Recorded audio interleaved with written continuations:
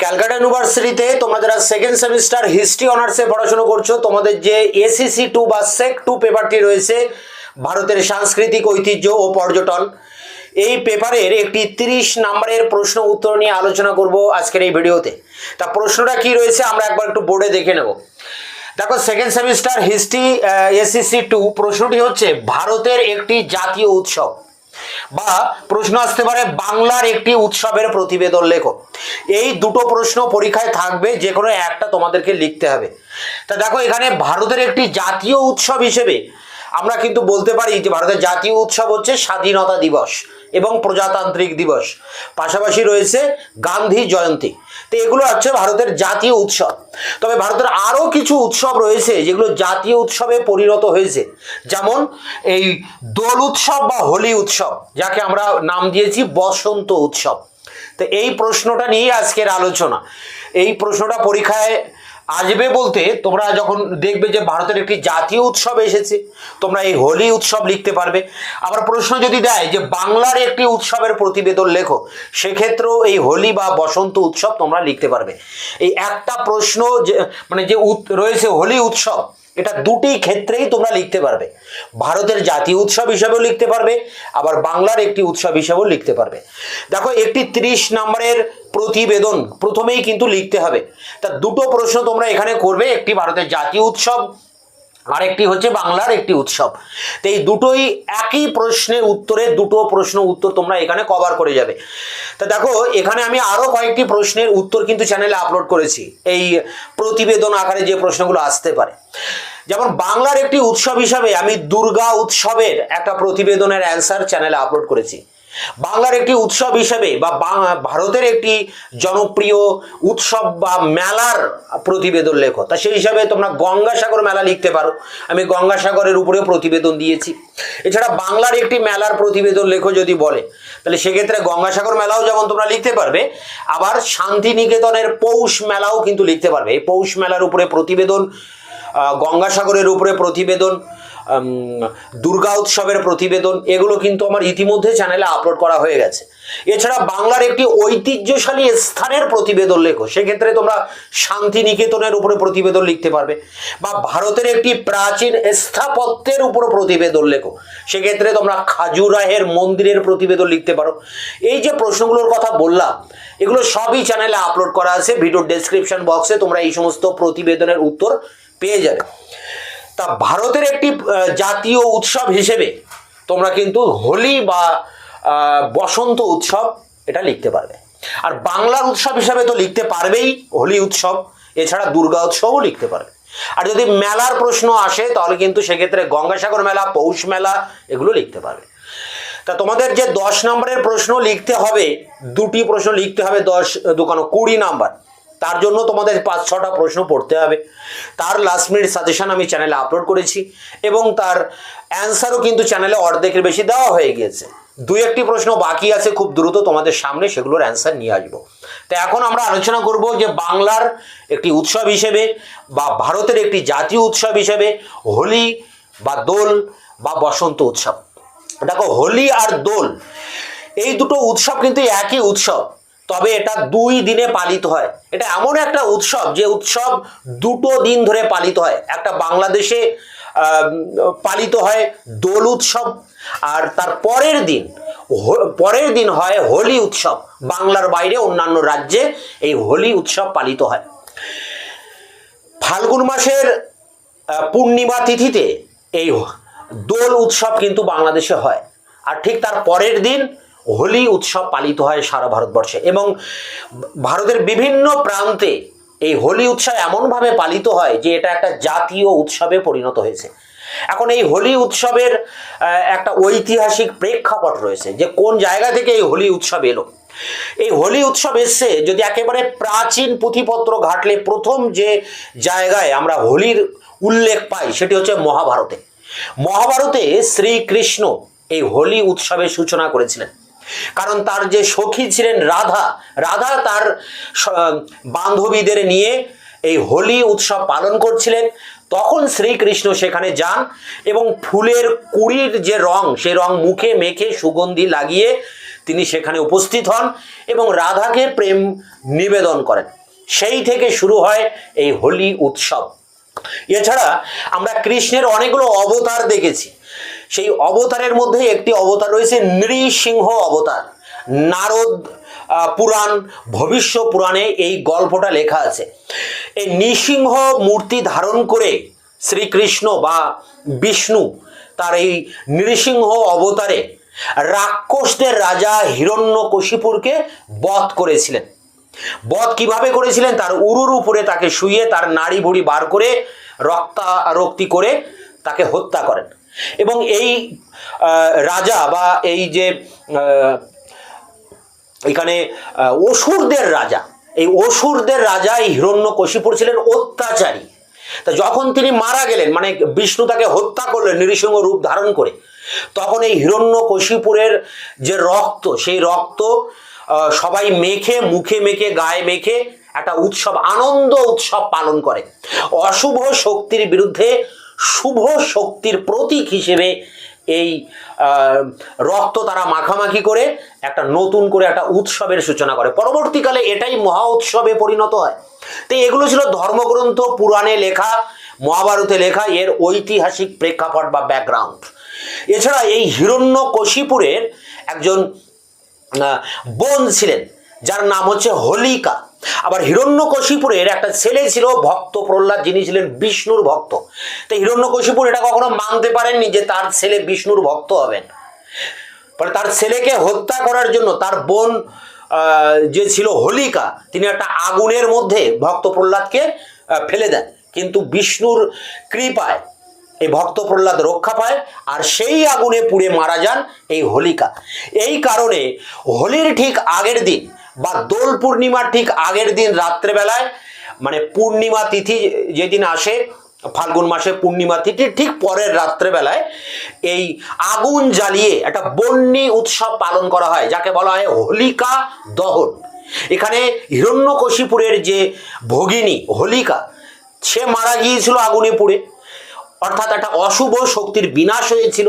তাই সেই অশুভ শক্তির বিনাশের জন্য এবং শুভ শক্তির জয়কে সূচিত করার জন্য হোলির ঠিক আগের দিন এই হোলিকা দহন উৎসব পালন করা হয়, যার বুড়ি ঘর পোড়ানো বলে একটি উৎসব হয়, যার আরেক নাম এই বুড়ি ঘর পোড়ানো বা ন্যাড়া উৎসব। এই উৎসবে একটা বুড়ির ঘর বানানো হয়, তারপর সেই ঘরে আগুন জ্বালিয়ে সেই ঘরটাকে পুড়িয়ে দেওয়া হয়। এটা কিসের প্রতীক ছিল? না, অশুভ শক্তির দমনের প্রতীক। তাই বাংলাদেশে এই উৎসবটা কিন্তু পালিত হয় ঠিক দোল পূর্ণিমার আগের রাতে এই হোলিকা দহন উৎসব পালিত হয়। আর তার পরের দিন এই দোল যাত্রা, এই উৎসবটা পালিত হয়। তা দোল যাত্রার এই উৎসব, আমরা তো কৃষ্ণের যে দোল যাত্রা বৃন্দাবনে, সেই থেকে এর উৎপত্তি হয়েছে, বা মহাভারতে বা বিভিন্ন পুরাণে এর একটা ঐতিহাসিক প্রেক্ষাপট যে আছে সেটা আমরা বুঝতে পারি। কিন্তু পরবর্তীকালে এই দোল উৎসব জনপ্রিয় করে তোলেন শ্রী চৈতন্যদেব। শ্রী চৈতন্যদেব এই দোল পূর্ণিমা তিথিতেই কিন্তু জন্মগ্রহণ করেছিলেন এবং তিনি নবদ্বীপে এই দোল পূর্ণিমার উৎসবের সূচনা করেন। পরবর্তীকালে দেখা যায় আরো অনেক লেখপত্রে বা আরো ভারতবর্ষের ইতিহাসের দিকে যদি আমরা দেখি, তা দেখবো যে একেবারে সেই প্রাচীনকালে সপ্তদশ শতকের একটি লেখতে উল্লেখ করা হচ্ছে যে হর্ষবর্ধন তার রাজ্যে এই দোল উৎসবের সূচনা করেছিলেন। এছাড়া হর্ষবর্ধন লিখেছিলেন প্রিয়দর্শিকা বলে একটি নাটক। সেই নাটকেও কিন্তু এই হোলি উৎসবের বর্ণনা রয়েছে। আলবেরুনি ভারতবর্ষে আসেন একাদশ শতকে, তিনিও তার লেখায় এই হোলি উৎসবের বর্ণনা করেছেন। মুঘল যুগে সম্রাটরা হোলি উৎসবে যোগদান করতেন, যদিও ঔরঙ্গজেব এই হোলি উৎসব বন্ধ করে দেন। কিন্তু পরবর্তী রাজা দ্বিতীয় বাহাদুর শাহ জাফর, তিনি নিজেই এই হোলি উৎসবের একটা গান কিন্তু রচনা করেছিলেন। এছাড়া এর পরে যদি আমরা দেখি যে রঞ্জিত সিং তার শিখ সাম্রাজ্যে তিনি কিন্তু এই হোলি উৎসবের সূচনা করেন। সেখানে অনেক গণ্যমান্য ইংরেজরাও এই হোলি উৎসবে তারা আমন্ত্রিত হতেন। তা ভারতবর্ষে এই হোলির যে ইতিহাস সেটা অনেক বড়, দীর্ঘদিন ধরে সেই মহাভারতের যুগ থেকে এই হোলি ভারতবর্ষে চলে আসছে এবং এই উৎসব কিন্তু পালিত হয়ে যাচ্ছে। এই হোলি এক এক জায়গায় এক এক রকম নাম রয়েছে। বাংলাদেশে যার নাম দোলযাত্রা বা দোল পূর্ণিমা বা বসন্ত উৎসব, তাই কিন্তু ভারতবর্ষের অন্যান্য অংশে হোলি বা হোলিকা উৎসব নামে কিন্তু পরিচিত। এছাড়া রবীন্দ্রনাথ ঠাকুর তার যে শান্তিনিকেতন ভাবনা, বিশ্বভারতী ভাবনা, সেই ভাবনায় তিনি সেখানে দোল উৎসবের সূচনা করেছিলেন এবং আজ বর্তমানে এই শান্তিনিকেতনে সব থেকে বড় দোল উৎসব কিন্তু পালিত হয় ভারতবর্ষের মধ্যে এবং এখানে এত বড় দোল উৎসব হয় যে বিদেশ থেকেও নানা রকম পর্যটকরা এখানে আসেন এই দোল উৎসব পর্যবেক্ষণ করার জন্য। এখানকার ছাত্রছাত্রীরা দোল উৎসব মহা সমারোহে নৃত্য গীতের মাধ্যমে রবীন্দ্রনাথের লেখা গান গেয়ে তারা এই প্রাকৃতিক রং অর্থাৎ প্রাকৃতিক উপাদানের দ্বারা নির্মিত যে রং বা আবির, সেই আবির একে অপরকে মাখিয়ে এবং মুখে গান করে নৃত্য করতে করতে তারা এই সঙ্গীত ভবন পরিদর্শন করে এবং এই বসন্ত উৎসব পালন করে এবং এই বসন্ত উৎসব বাংলার একটা জাতীয় উৎসবে পরিণত হয়েছে এবং ভারতবর্ষের বিভিন্ন অংশে যেভাবে হোলি উৎসব পালিত হয় তা হোলি একটা জাতীয় উৎসবে কিন্তু পরিণত হয়েছে। শুধু ভারতবর্ষে নয়, ভারতবর্ষের বাইরে বিভিন্ন দেশে, ইন্দোনেশিয়া, জাপান, সুমাত্রা, ক্যারিবিয়ান দ্বীপপুঞ্জ, ত্রিনিদাদ, বিভিন্ন দেশে কিন্তু এই হোলি উৎসব পালিত হয়। তাই হোলি উৎসব পরের দিন হয়, আগের দিন কিন্তু এই দোল যাত্রা বা বসন্ত উৎসব হয়। তা দুটো দিনে পালিত হলেও মূলত উৎসব একটাই, এটাকে আমরা হোলি উৎসব বা বসন্ত উৎসব যে নামেই ডাকি না কেন, এই উৎসব ভারতের একটি জাতীয় উৎসব। তাই এ সম্পর্কে যে প্রতিবেদন 1000 ওয়ার্ডের, সেটা আমি অন স্ক্রিনে তুলে ধরছি, সেই জায়গা থেকে তোমরা খাতায় নোট ডাউন করবে। Second semester history honours ACC 2, এখানে ভারতের একটি জাতীয় উৎসব হোলি বা দোল উৎসবের উপরে একটি প্রতিবেদন লেখো। 30 নম্বরের প্রশ্ন, উত্তরটা যেভাবে লিখবে, তো দেখো প্রথমে একটু ভূমিকা লিখতে হবে, যেহেতু প্রতিবেদন লেখা হচ্ছে। দেখো আমাদের কলেজের নাম এখানে দিয়েছি আমি রাম সদয় কলেজ, আমতা, হাওড়া। তোমরা যে যার কলেজের নাম এবং তার একটি সংক্ষিপ্ত অ্যাড্রেস এখানে লিখে দেবে। অত্যন্ত আনন্দ উদ্দীপনার সঙ্গে হোলি উৎসব পালিত হলো গত 7ই মার্চ 2026-এ সকাল 10টা থেকে দুপুর 2টো পর্যন্ত কলেজ প্রাঙ্গণে উৎসব অনুষ্ঠিত হয়। কলেজের অধ্যক্ষ ও ছাত্রছাত্রীরা স্বতঃস্ফূর্তভাবে এই অনুষ্ঠানে যোগ দেন। প্রাকৃতিক ও ভেষজ আবির ব্যবহার করে সবাই একে অপরকে রং খেলান। এছাড়া ছাত্রছাত্রীদের পরিবেশন সুন্দর সাংস্কৃতিক অনুষ্ঠান, গান, নৃত্য পরিবেশিত হয়। জল অপচয় রোধ এবং পরিবেশ বান্ধব ভেষজ রং ব্যবহারের উপর বিশেষ গুরুত্ব দেওয়া হয়। অশুভ শক্তির বিনাশ ও বন্ধুত্বের মেলবন্ধনের মধ্য দিয়ে অনুষ্ঠানটি সফলভাবে সম্পন্ন হয়। এই ছিল এর ভূমিকা। বসন্ত মানেই মানুষের শ্রেষ্ঠ রঙের উৎসব দোল বা হোলি। প্রায় 5000 বছরেও প্রাচীন এই দোল উৎসব ভারতের বিভিন্ন ইতিহাস ও ধর্মগ্রন্থগুলিতে দেখা যায়। পৃথিবীর প্রাচীন একটি উৎসবের মধ্যে দোল বা হোলি উৎসব অন্যতম। মহাভারতের যুগে শ্রীকৃষ্ণ রাধার দোল উৎসব সবচেয়ে প্রাচীন। পরবর্তী সময়ে শ্রী চৈতন্যদেবের দোল উৎসবের ইতিহাসও প্রায় 500 বছর বা তারও বেশি প্রাচীন। আধুনিক দোল উৎসব বা বাসন্তী পূর্ণিমার শুরু কবিগুরু রবীন্দ্রনাথের কনিষ্ঠ পুত্র সমীন্দ্রনাথের হাত ধরে। এরপর রবীন্দ্রনাথ স্বয়ং শান্তিনিকেতনে এই উৎসবের প্রচলন করেন। বাংলায় এই উৎসব দোলযাত্রা বা দোল পূর্ণিমা বা দোল উৎসব নামে পরিচিত। তবে ভারতের বেশিরভাগ রাজ্যেই দোল উৎসবকে হোলি উৎসব বলা হয়, কিন্তু এই দোল আর হোলি উৎসবের মধ্যে একদিনের পার্থক্য থাকে। বাঙালিরা যেদিন দোল খেলেন তার পরের দিন হোলি পালিত হয়। দুটি আলাদা আলাদা দিনে একই উৎসব পালন করা হয় দেশ জুড়ে। দোলযাত্রা বা দোল পূর্ণিমা পালিত হয় রাধাকৃষ্ণের প্রেম কাহিনীর উপর ভিত্তি করে। অন্যদিকে হোলি পালন করা হয় নৃসিংহ অবতারের হাতে হিরণ্যকশিপু বধ হওয়ার যে পৌরাণিক কাহিনী তার উপর ভিত্তি করে। এই উৎসব শুরুর আগের দিন অর্থাৎ ন্যাড়াপোড়া বা হোলিকা দহন হয়ে থাকে, অর্থাৎ ফাল্গুন মাসের পূর্ণিমা রাতের পরের দিন দোল উৎসব পালন করা হয়। মনে করা হয় ওই দিনই রাধা আর তার সখীরা দল বেঁধে আনন্দে রং খেলায় মেতে উঠেছিলেন। তখন ভগবান শ্রীকৃষ্ণ তার মুখটি সুগন্ধি ফুলের কুঁড়ির রং দিয়ে রাঙিয়ে নিয়ে গন্ধযুক্ত করেন। সেদিনই শ্রীকৃষ্ণ রাধাকে নিজের প্রেম নিবেদন করেছিলেন। পুরাণে বলা হয়েছে হোলি উৎসব হলো ভগবান বিষ্ণু ও তার ভক্ত প্রহ্লাদকে কেন্দ্র করে গড়ে ওঠা উৎসব।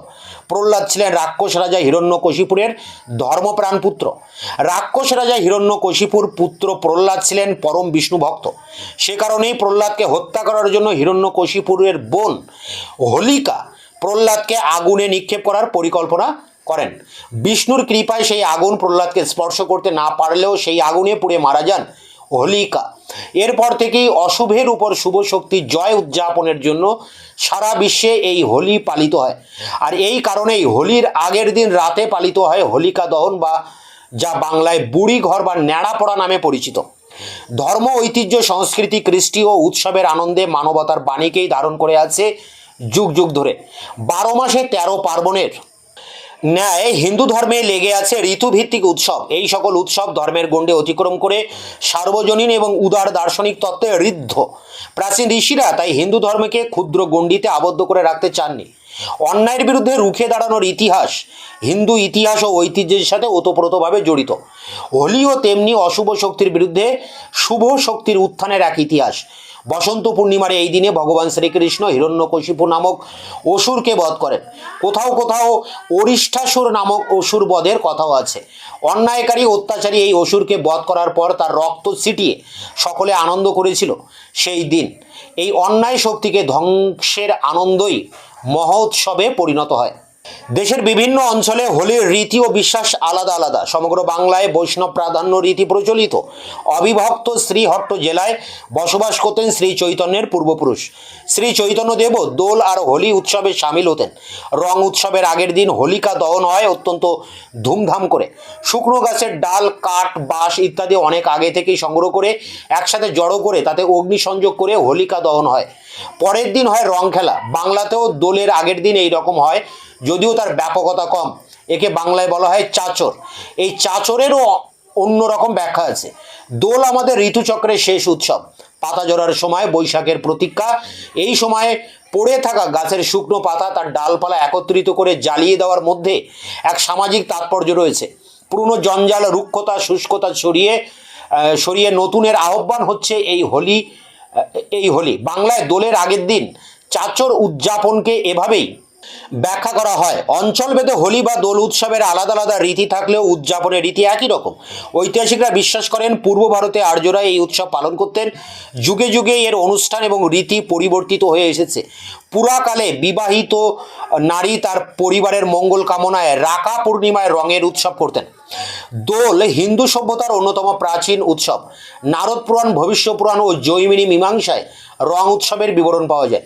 7ম শতাব্দীর এক শিলালিপিতে রাজা হর্ষবর্ধন কর্তৃক হোলিকোৎসব পালনের উল্লেখ পাওয়া যায়। হর্ষবর্ধনের নাটক রত্নাবলীতেও হোলিকো উৎসবের উল্লেখ আছে। এমনকি আল বেরুনির বিবরণে জানা যায় মধ্যযুগে কোনো কোনো অঞ্চলে মুসলমানরাও হোলিকো উৎসবে সামিল হতেন। মধ্যযুগের বিখ্যাত চিত্রশিল্পগুলোর অন্যতম প্রধান বিষয়ক রাধাকৃষ্ণের রং উৎসব। শ্রীকৃষ্ণের ঝুলন থেকে দোল কথার উদ্ভব। বাঙালি তথা হিন্দু সমাজের অন্যতম মহাপুরুষ শ্রী চৈতন্যের জন্মতিথি হচ্ছে এই পূর্ণিমা তিথি তথা হোলি তিথি। এই মহান পুরুষের জন্ম এই উৎসবকে আরও তাৎপর্যপূর্ণ করে তুলেছে। ধর্মীয় গণ্ডি ছাড়িয়ে হোলি উৎসব আজ সার্বজনীন। অন্যায়কে পরাজিত করে আনন্দে আর সবার মন রাঙিয়ে উঠুক, এটাই চেয়েছিলেন স্বয়ং রবীন্দ্রনাথ। তাই তার গানেই দোলের মর্মার্থ খুঁজবো আমরা। ওরে গৃহবাসী খোল দ্বার খোল, লাগলো যে দোল, স্থলে জলে বনতলে লাগলো যে দোল, দ্বার খোল দ্বার খোল।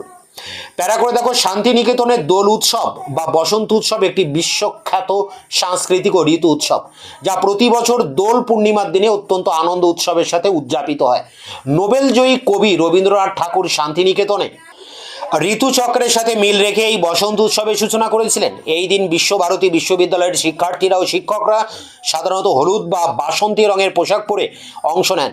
সকালে ছাত্রছাত্রীরা রবীন্দ্রনাথের গান ও নাচের মাধ্যমে ওরে গৃহবাসী খোলদার খোল গাইতে গাইতে আশ্রম প্রাঙ্গণ পরিক্রমা করেন। এরপরে দেখো রয়েছে প্যারা করে, শান্তিনিকেতনে প্রথাগত রঙের পরিবর্তে মৃদু ও প্রাকৃতিক আবিরের ছোঁয়ায় মেতে ওঠেন সকলে।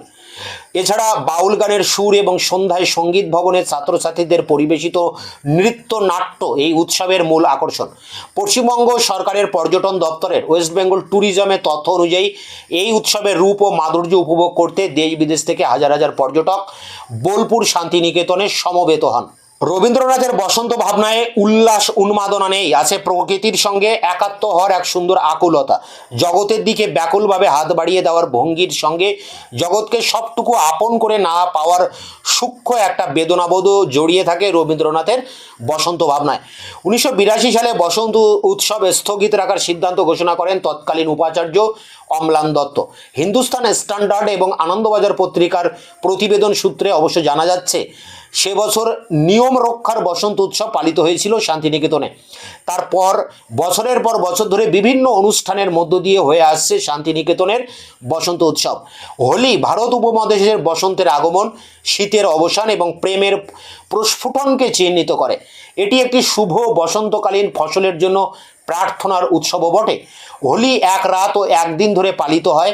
শুরু হয় পূর্ণিমার সন্ধ্যায়, যা হিন্দু বর্ষপঞ্জির ফাল্গুন মাসে পড়ে। গ্রেগরীয় বর্ষপঞ্জি অনুযায়ী এটি সাধারণত মার্চ মাসের মাঝামাঝি সময়ে আসে। ঐতিহ্যগতভাবে হোলি উৎসবটি অহিন্দুদের মধ্যে, যেমন জৈন এবং নেপালের নেওয়ার বৌদ্ধদের মধ্যেও দেখা যায়। মুঘল ভারতে হোলি এমন উচ্ছ্বাসের সাথে উদযাপন করা হয়েছিল যে সমস্ত বর্ণের লোকেরা সম্রাটের গায়েও রং ছুটতে পারে। রামচরণ শর্মা 2017 সালের বক্তব্য অনুসারে হোলি উদযাপনকারী মুঘল সম্রাটদের বেশ কয়েকটি চিত্রকর্ম আছে। হোলির গ্র্যান্ড উদযাপন লালকেল্লায় অনুষ্ঠিত হয়েছিল, যেখানে উৎসবটি ঈদ গুলাবি বা আবি পাশি নামেও পরিচিত ছিল। সম্রাট ঔরঙ্গজেব 1665 খ্রিস্টাব্দের নভেম্বর মাসে হোলি উদযাপন নিষিদ্ধ করেন। সম্রাট বাহাদুর শাহ জাফর নিজেই উৎসবের জন্য একটি গান লিখেছিলেন। প্যারা করে শিখরা একে ঐতিহ্যগতভাবে উৎসব হিসেবে পালন করে। ঐতিহাসিক শিখ গ্রন্থে এটিকে হোলা হিসেবে উল্লেখ করা হয়েছে। শিখদের শেষ গুরু গুরু গোবিন্দ সিং হোলিকে পরিবর্তন করে 3 দিনের হোলা মহল্লা উৎসবে পরিণত করেছিলেন। মহারাজা রঞ্জিত সিংয়ের সময় শিখ সাম্রাজ্যে হোলি খেলা হয় এবং সেই উৎসবের সংস্কৃতি ভারত ও পাকিস্তানের উত্তর অঞ্চলে বিস্তৃত হয়। রঞ্জিত সিংয়ের উদ্যোগে লাহোর দুর্গে একটি দেওয়াল চিত্র তৈরি করা হয়, যেখানে কৃষ্ণকে গোপীদের সাথে হোলি খেলতে দেখা যায়। রঞ্জিত সিংয়ের মৃত্যুর পর তার শিখ পুত্রেরা এবং অন্যেরা রং দিয়ে আড়ম্বরপূর্ণভাবে হোলি উৎসব পালন করা চালিয়ে যান এবং এই উৎসবগুলোতে ব্রিটিশ কর্মকর্তাগণও যোগদান করেন। তো এই পর্যন্ত 1000 ওয়ার্ডের প্রতিবেদন হোলি বা দোল উৎসব বা বসন্ত উৎসব। এরপরে দেখো এই লেখার পরে সহায়ক গ্রন্থ বা তথ্যসূত্র বা প্রাপ্তি শিকার তোমাদেরকে লিখতে হবে। তাই সেখানে কয়েকটা সোর্স, যে সোর্সগুলো থেকে এই নোটসটাকে তৈরি করা হয়েছে সেই সোর্সগুলোর নাম এখানে আমি রেখেছি। যেমন দোল লীলা ও হোলি খেলা, কানন Bihari Goswami, Saptahik Bartaman 27 February 2010। Holi festival, way back archive 6 August 2014। Holi বা দোলযাত্রা বা বসন্ত উৎসবের উপরে 30 নম্বরের প্রতিবেদন আকারের নোটস, এটি সংগ্রহ করে পরীক্ষার প্রস্তুতি নাও। দেখা হচ্ছে অন্য ভিডিওতে।